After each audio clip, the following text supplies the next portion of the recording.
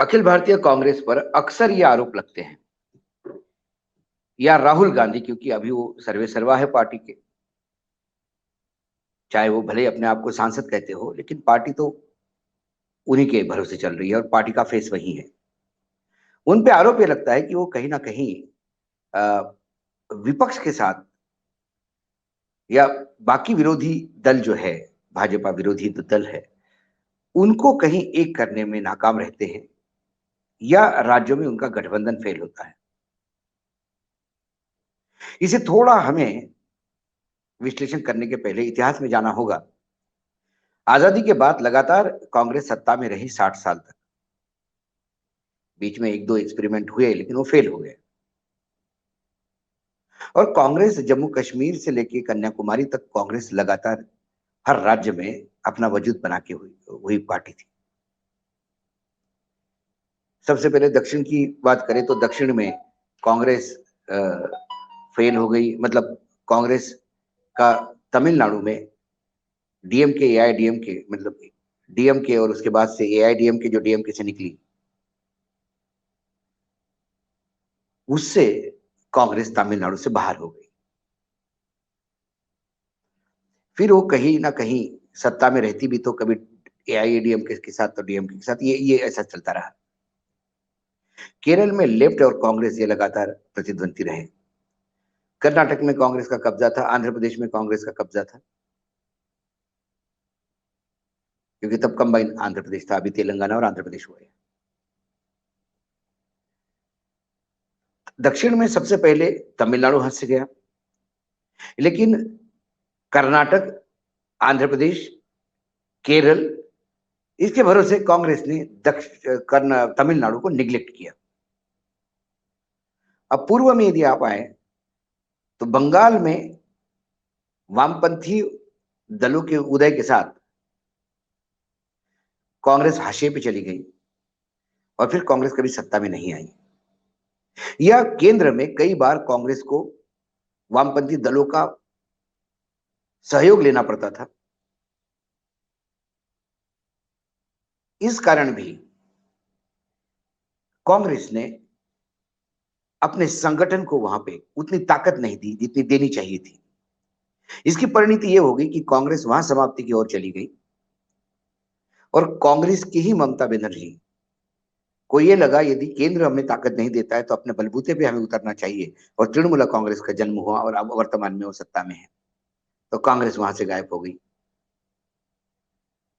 ओडिशा में बीजू पटनायक ने, वहां कांग्रेस हमेशा सत्ता में रहती थी, बीजू पटनायक ने बीजू जनता दल बनाया और वो सत्ता में आ गए। भूमिपुत्र थे, वो आते जाते रहते थे, लेकिन उसके बाद उनके मृत्यु के बाद जब उनका बेटा आया तो वो लगातार सत्ता में बना हुआ है। कांग्रेस ने ओडिशा भी निग्लेक्ट किया और आज मृत्युशैया पे कांग्रेस ओडिशा में है। उत्तर प्रदेश में बीएसपी के साथ गठबंधन किया सबसे पहले, और कांग्रेस वहां से कांग्रेस का ग्राफ उतरता चला गया। बिहार में मंडल के बाद क्षेत्रीय दल और लालू यादव के उदय के साथ नीतीश कुमार, लालू यादव, कांग्रेस एक नाम मात्र, जैसा स्वादानुसार नमक रहता है थाली में, वैसी स्थिति में वहां चली गई। जम्मू कश्मीर में कांग्रेस और शेख अब्दुल्ला की पार्टी लगातार लड़ती थी, लेकिन पीडीपी के उदय के साथ कांग्रेस हमेशा इन दोनों दलों के साथ, कभी इनके साथ कभी उनके साथ रहकर जम्मू कश्मीर पर अपना कब्जा, कंट्रोल दिल्ली से करने का प्रयास करते थे, और उसी में जम्मू कश्मीर का बहुत नुकसान हो गया। पंजाब में कांग्रेस थी, हिमाचल प्रदेश में कांग्रेस थी, तमिलनाडु, और जो नया बना उत्तराखंड, वहां कांग्रेस थी। महाराष्ट्र में कांग्रेस हुआ करती थी, शिवसेना कांग्रेस, लेकिन कांग्रेस से ही शरद पवार अलग निकले, लेकिन कभी एक दूसरे के विरोध में नहीं रहे। हमेशा भले ही चुनाव विरोध में लड़े, लेकिन साथ में बना के सरकार बनाते थे। मध्य प्रदेश, राजस्थान पुराना देखा जाए तो कांग्रेस का ही कब्जा था। ये ओवरऑल सिनेरियो था। लेकिन जैसे जैसे कांग्रेस के हाथ से राज्य चले गए, तमिलनाडु चला गया, बंगाल चला गया, उड़ीसा चला गया, यूपी चला गया, वो बहुत बड़ा डेंट था यूपी के जाना। समाजवादी पार्टी का उदय हुआ, बहुजन समाजवादी पार्टी का उदय हुआ, कांग्रेस हाशिए पे चलती गई। बिहार, बंगाल, यूपी, इन तीन जगह कांग्रेस के समाप्त होने के बाद कांग्रेस का पूरा डिपेंडेंस जो है वो दक्षिण की ओर बढ़ा। कांग्रेस ये देखती थी कि केंद्र की सत्ता हमारे पास है, भले ही दक्षिण के भरोसे हो। लेकिन कांग्रेस ने ये कभी नहीं सोचा था कि दक्षिण में जिस दिन गड्ढा हो जाएगा उस दिन कांग्रेस कहां जाएगी। जो वर्तमान की स्थिति है, कांग्रेस विपक्ष में है। कांग्रेस ने उसी समय यदि फायर फाइटिंग की होती, वापस हाथ से गया हुआ तमिलनाडु वापस लाने का प्रयास करते, बंगाल वापस लाने का प्रयास करते, उड़ीसा वापस लाने का प्रयास करते, तो शायद कांग्रेस की स्थिति आज की वैसी नहीं थी। और ये तमाम बातें राहुल गांधी के राजनीति में आने के पहले पहले करीब करीब हो चुकी थी। यूपीए 1, यूपीए 2 में थोड़ा बहुत कांग्रेस को यूपी से समर्थन मिला था, 20-22 सीटें। लेकिन कुल मिलाकर राहुल गांधी ने जब सत्ता संभाली, पार्टी संभाली, तब जहां जहां बीजेपी आमने सामने है, छत्तीसगढ़ हो, मध्य प्रदेश हो, राजस्थान हो, इन राज्यों पे सीधी लड़ाई करके कांग्रेस ने फिर सत्ता में वापसी की। गुजरात में कांग्रेस और बीजेपी आमने सामने हुआ करती थी, वो तो कांग्रेसी राज्य था। लेकिन जब वहां कुछ कांग्रेस के विरोध में लोग उतरे तो नवनिर्माण का आंदोलन चला। चिमन भाई पटेल ने वहां सत्ता संभाली, तो बीजेपी नहीं थी। लेकिन केशु भाई पटेल के अथक प्रयास के बाद जब बीजेपी ने वहां अपने इनरोड्स बनाए और नरेंद्र मोदी के जाने के बाद जो हिंदू मुसलमान हुआ, उसके बाद गुजरात से कांग्रेस बिल्कुल नंबर 2 पोजीशन पे है, लेकिन अभी धीरे धीरे समाप्त होती जा रही है। इन तमाम राज्यों को यदि देखा जाए तो कांग्रेस ने कहीं गठबंधन नहीं किए थे। कांग्रेस यूपी में गठबंधन नहीं करती तो कांग्रेस जिंदा रहती, लेकिन यूपी में कभी बहुजन समाजवादी के पास, कभी समाजवादी के पास। जब आप गठबंधन करते हो तो आप अपना ही कैडर आधा कर लेते हो। महाराष्ट्र में शरद पवार जब अलग हो गए और जब गठबंधन हो गए तो आधा महाराष्ट्र तो वैसा ही कांग्रेस समाप्त हो गई थी। अब महाविकास आघाड़ी बनी, यदि शिवसेना, कांग्रेस और एनसीपी साथ में चुनाव लड़ते हैं तो फिर 1/3 में कांग्रेस रह जाएगी। तो कांग्रेस जहां जहां गठबंधन में गई वह कांग्रेस ने मार खाया, क्योंकि कांग्रेस जब गठबंधन में जाती है तो फिर जो क्षेत्रीय दल है उसके पूर्ण रूप से भरोसे कांग्रेस चली जाती है और क्षेत्रीय दल कांग्रेस को खा लेता है। भाजपा का उल्टा है, भाजपा जब गठबंधन में जाती है तो वो उस क्षेत्रीय दल पे कंट्रोल करने का प्रयास करती है और धीरे धीरे उस क्षेत्रीय दल को खा जाती है। मैं इसे गलत नहीं मानता, क्योंकि जब राजनीति में कोई भी राजनीतिक दल विस्तार करता है तो वो विस्तार अपने हिसाब से ही करेगा। वो चाहेगा कि आज मैं किसी के भरोसे हूं। महाराष्ट्र में यदि बीजेपी शिवसेना को खत्म करती है तो ये बीजेपी की महत्वाकांक्षा होती है, लेकिन मैं इसको गलत नहीं मानता, क्योंकि बीजेपी चाहती है कि अपने बलबूते पे सरकार आए, क्यों बैसाखी रखे। कांग्रेस यदि मात्र सत्ता का मोह केंद्र का छोड़ के राज्यों की तरफ ध्यान देती तो ये नहीं होता। और वो तमाम जो गुलाम नबी आजाद अब चले गए हैं, दिग्विजय सिंह जो अभी रथे पद यात्रा में चल रहे हैं, ये तमाम बड़े लोग नाम हैं जिनके जनरल सेक्रेटरी इंचार्ज होते होते पार्टी समाप्त हो गई उन राज्यों में। ओडिशा में दिग्विजय सिंह थे, यूपी में दिग्विजय सिंह थे, दक्षिण भारत के बहुत राज्यों के इंचार्ज गुलाम नबी आजाद थे।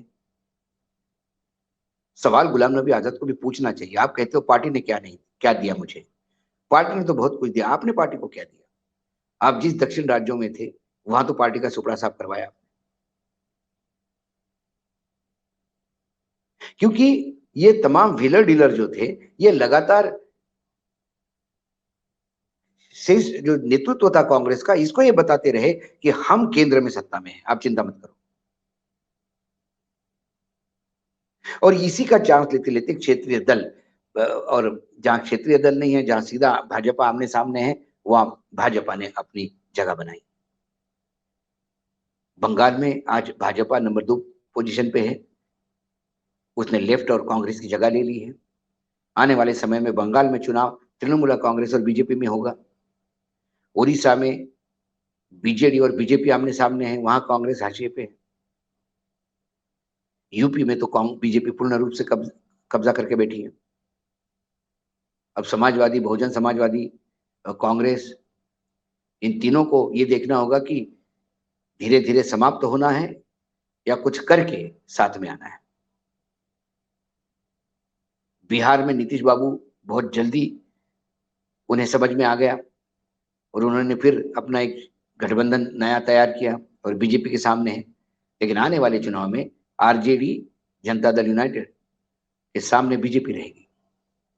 बीजेपी ने इन तमाम राज्यों में अपना वजूद बनाया है, जो बहुत बल्क में सीटें देते हैं। महाराष्ट्र में वजूद बनाया, 48 महाराष्ट्र में है, 42 बंगाल में है, 40-42 बिहार में है, 80 सीटें इसमें यूपी में है। ये बल्क सीट्स है।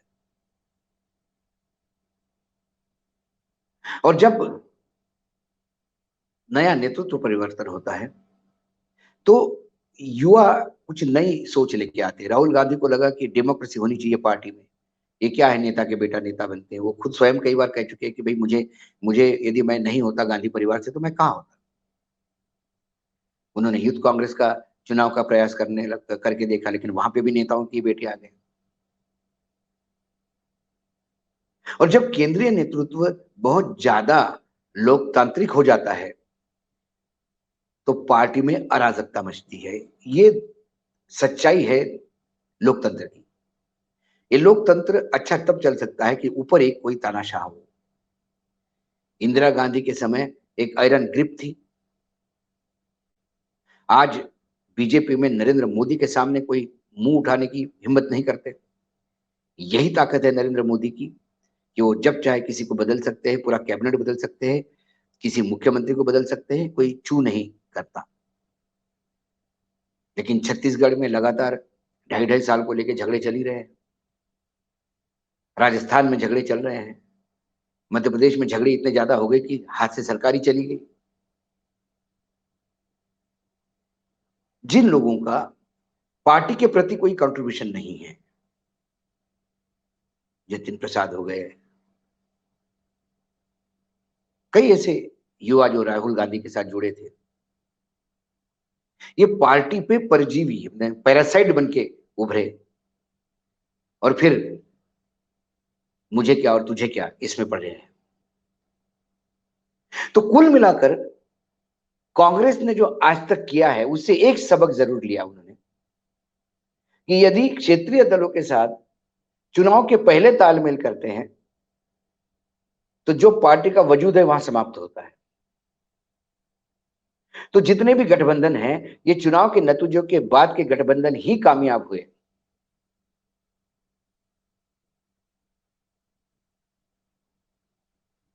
इसलिए राहुल गांधी बहुत कदम फूक फूक के रख रहे हैं। वो भले ही चुनाव में गठबंधन के साथ नहीं उतरे, लेकिन एक पॉलिटिकल पार्टी में एक ऐसा व्यक्ति होता है जो अक्रॉस द पॉलिटिकल पार्टी सबके साथ मधुर संबंध बनाए रखता है।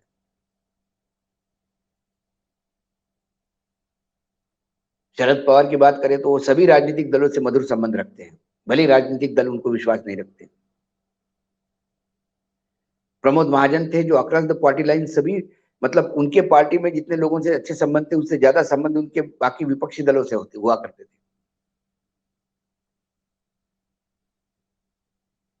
प्रणव दा की भी यही स्थिति थी। अहमद पटेल। तो चुनाव के बाद सारी कड़वाहट भूल के फिर साथ में सरकार बनाने के लिए लोग एक आ सकते हैं यदि ऐसा कोई बीच में एक मीडिएटर हो। वर्तमान में भारतीय जनता पार्टी के पास ऐसा कोई मीडिएटर है नहीं, और कांग्रेस में तो नहीं के बराबर दिखाई देता है। और जो तथाकथित मीडिएटर है वो कांग्रेस से ज्यादा अपना भला करवाना चाहते हैं।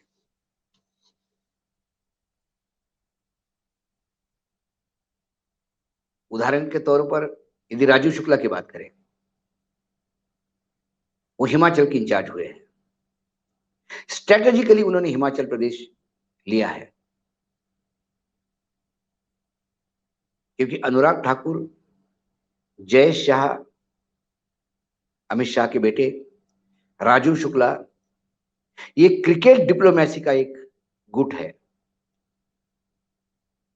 तो ये बात बड़े दीवार पे लिखी हुई है कि हिमाचल प्रदेश में कांग्रेस चुनाव हारेगी, बीजेपी सत्ता में वापस आएगी। अनुराग के पिता ही मुख्यमंत्री है।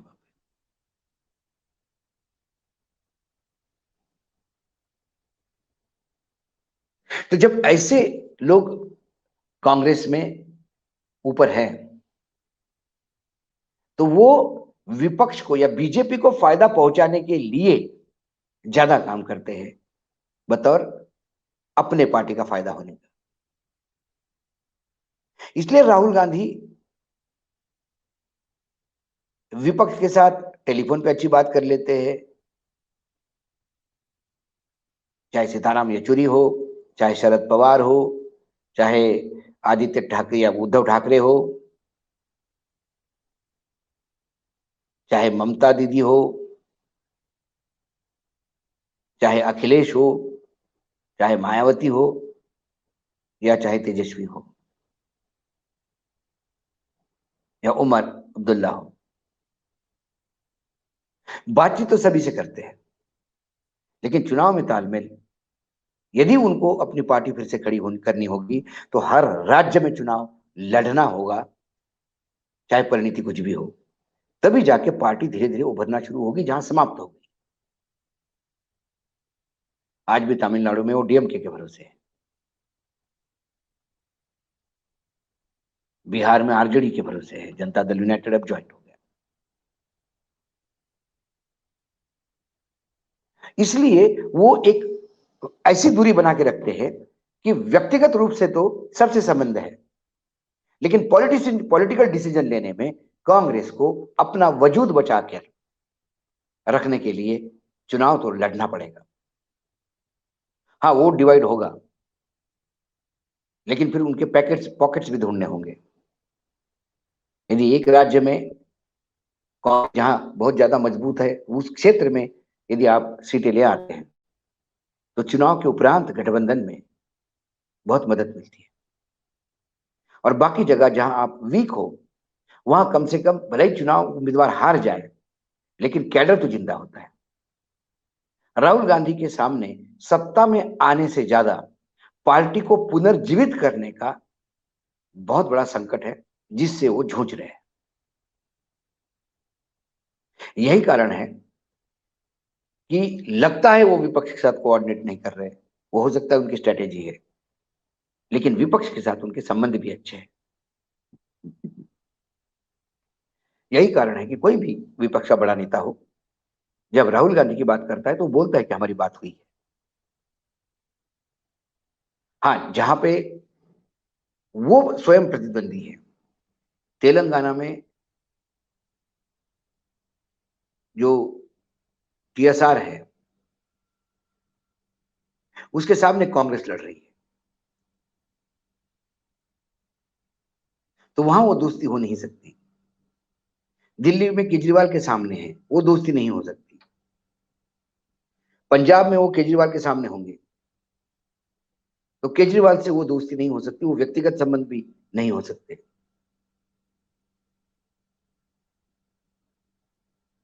क्योंकि कांग्रेस दिल्ली में, पंजाब में अपना वजूद बचाने के लिए उसे आम आदमी पार्टी से लड़ना होगा, क्योंकि बीजेपी का वोट परसेंटेज जो है फिक्स है दिल्ली में। और बीजेपी जो बहुत अथाह प्रयास कर रही है, अभी राजा साहब को ज्वाइन करवाया पंजाब में, अमरिंदर सिंह जी को, लेकिन उनका क्या वजूद है, उनके पॉलिटिकल पार्टी का क्या हश्र हुआ पिछले चुनाव में, क्या परसेंट ऑफ वोट मिला, ये भी सब लोग जानते हैं। कैसे लोगों के डिपॉजिट जब्त हो गए, वो भी जानते हैं। लेकिन बीजेपी के पास पंजाब में खोने के लिए कुछ नहीं है। यदि राजा साहब आते हैं तो कुछ तो मिलेगा, कुछ 1% वोट तो मिलेगा। और अकाली दल पे कहीं ना कहीं वो प्रेशर लाना चाहते हैं कि फिर से वापस आ जाएंगे।